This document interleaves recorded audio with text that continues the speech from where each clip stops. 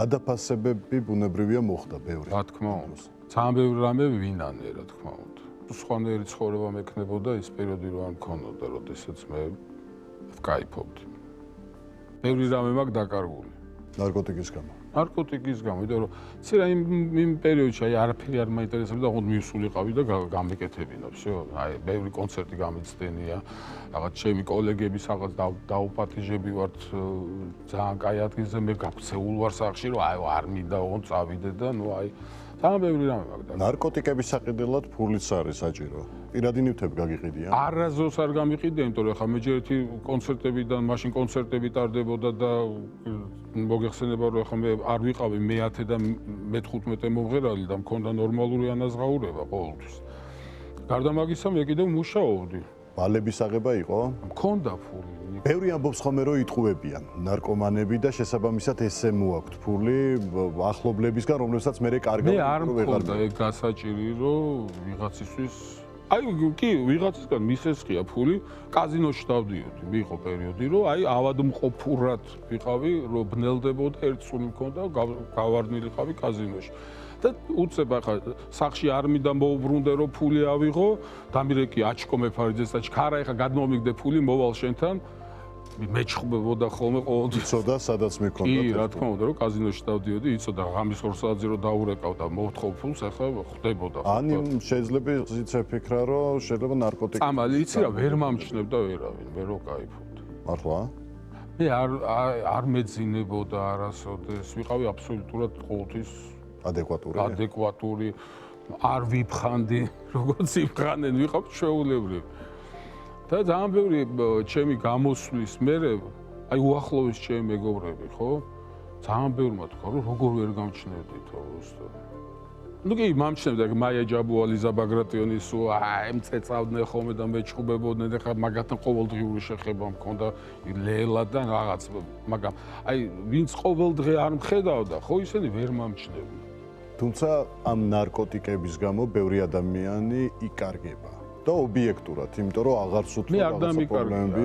ერთი მახსოვს რომ გამოვედი ციხიდან და აი რამოდენიმე საათის მოსული ვარ სახში, კარებზე არის ზარი, იღება კარები და აი ესეთი დიდი ნაბიჯები შემოდის მაია ჯაბუა და რომ მომიახლო და მგონია რომ უნდა მაკოცოს და აი რომ გამარტყა სახეში ესე და უცებ აუტყდა ტირილი. ჩამომეკიდა კისერს და რამე რომ მოქსლო და ხო თავს მოვიკლავდი, რა საკეთებდი და დაიწყო ტირილი. მერცხლებს გაიხდი გულის მრჩევლება, ის აღარ რაც გუშინიღა, ეკალი ვარ და მოგეჩვენება, თუ ვინმე გიყვარს, თუ ვინმე აზარტულ თამაშებში უფრო მეტი ფული გაქვს დაკარგული თუ ნარკოტიკში? აზარტულში მე არ მაქვს ფული დაკარგული, რაღაც ისე ხდებოდა რომ ვიგებდი. ანუ რულეტკას თამაშობდი მხოლოდ და ჩემი მეგობრები, ვინც აზრზე ამ თამაშების რომ მიყურებდნენ ხოლმე, სულ მეუბნებოდნენ რომ აი ძალიან არიფი ხარ და როგორ იგებო, პროსტო კარგად ვიგებდი, მაგრამ დაფიცებული მაქვს მე ძალიან ბევრი წელია. არ შევსულარ და არც მაქვს არანაირი სურვილი არ მაქვს. არც ერთის, არც მეორეს.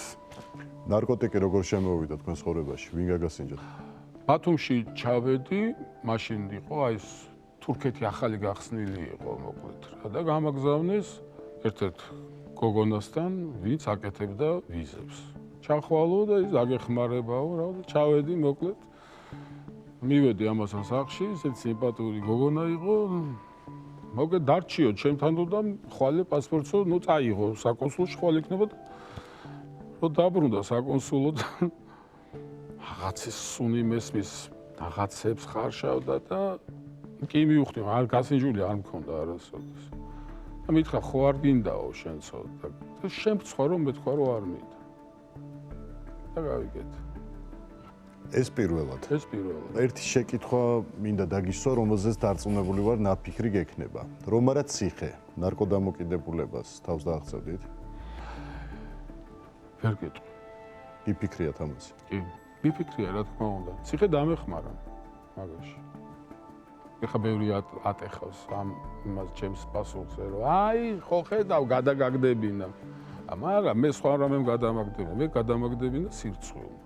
აი ეს პერიოდი, როდესაც ძალიან ცუდად ვიყავი, არანაირ გამოყუჩებელს არ გადა, აი ანალგინსაც არ გაძლევდნენ საერთოდ, აი არაფერს აბსოლუტურად და წამწამები რო გტკივა, ყველა ძვალი, ფჩხილი, ყველაფერი გტკივა, თმები გტკივა.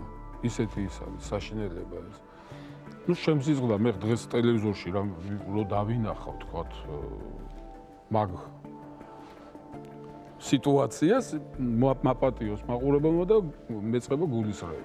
თუმცა ბევრს დღემდე გონია რომ ყოფილი ნარკომანი არ არსებობს და როდესაც შანსი მიეცემა ნარკომანს, ვისაც უკვე გასინჯული აქვს, ცნობას ვეღარ უძლებს. ძალიან ხშირად ჩემს წინ გაუკეთებია თქვათ მოსკოვში რო ცხოვრობდი, მაგრამ არანაირი სურვილი არ მაქვს და ერთხელ იყო რაღაც ესეთი სიტუაცია, ვიჯექით საუბრობდით და აჩიკომ თქვა მეფარიძე, ხა ექიმია, აჩიკო მოგეხსენება, ყოფილი ნარკომანი არ არსებობსო და მე ცოტა გაუბრაზდი რა. და ეხლა თვითონ აღიარებს ხოლმე რომ მე მხოლოდ შენ გიცნობ ეგეც. ბოლომდე გადაგდება ბევრს უჭირს და ამის გამო ეს მოსაზრება. სანამ თვითონ არ მიხვდები რომ ეს საშინელება ვერც დედა გადაგაგდებინებს, ვერც მამა, ვერც სამანტყოფო და ვერც ექიმი. ამორის შენ თვითონ უნდა მიხვდე. მე მივხვდი რომ ეს არის ძალიან ცუდი. თუმცა ნარკომანობაზე კიდე უფრო მეტად უარესი იარლიყია ნარკოტიკით ვაჭრობა. ეგ ძალიან კაი რომ ეს კითხვა დამისვი, დიდი მადლობა. სასამართლოზე აი ნეტავი ყველამ ნახოს ეს რა. ჩემთვის ხო უნდათ ეს არა ქვია, მუხლი რომ მქონოდა, ვაჭრობის მუხლი. მე მქონდა მხოლოდ შეძენა, შენახვა, მოხმარება. მაგრამ იყო მეოთხეც, რაც უნდა მქონოდა ეგრეთ წოდებული ბარიკო. კი ბატონო, კი. და ავდექი და მოსამართლესოვნები, ბატონო მოსამართლე, ერთი ადამიანი მოიყვანეთ მეთქი, ვინც ჩემგან იყიდა წამალი მეთქი, ხმას არ ამბობ. ეგეთი არ არის. აბა რატო გინდათ მეთქი, რომ მაგის მქონდეს მეთქი, მაგ მუხლი. და მაგი მომიხსნეს.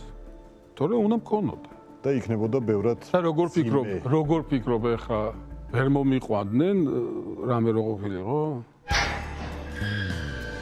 დრო ვერ აშუშებს იარებს და მუდამ გულში ტრიალებს თურმე ცხოვრების რამდენი გზა გადავიარებ და თუმზე კიდევ მზიანობს ზეს მინდა გავუზიარო რამადაც გაუძლო და გული არ დარდიანო ამდენს გაუძლო და გული ადამიანობს ნაციხარის იარლიყის მოშორება რთულია? რო გამოვედი ციხიდან, ჩემი ტელეფონი იყო დაბლოკილი. წავედი ჯიქიაზე მაგდში. რომ მივედი მე-95 ჩემი მეგონი მეთქი სიმბარათია დაზიანებული მეთქი და იქნებ შეამოწმოთ მეთქი რა და უთხარი ნომერი და გოგო მის ქვემდა შემხედა ბატონო თემბურ თქვენი ნომერიო დაბლოკილია, იმიტომ რომ თქვენ რომ დაგიჭირესო თქვენი ნომრიდან და ტელეფონიდანო ძალიან ბევრი ზარები იყო განხორციელებული უცხოეთშიო. ტელეფონი ხო ჩამორთვეული მქონდა დაიდო სადღასაც ხო? ხვდები სადაც.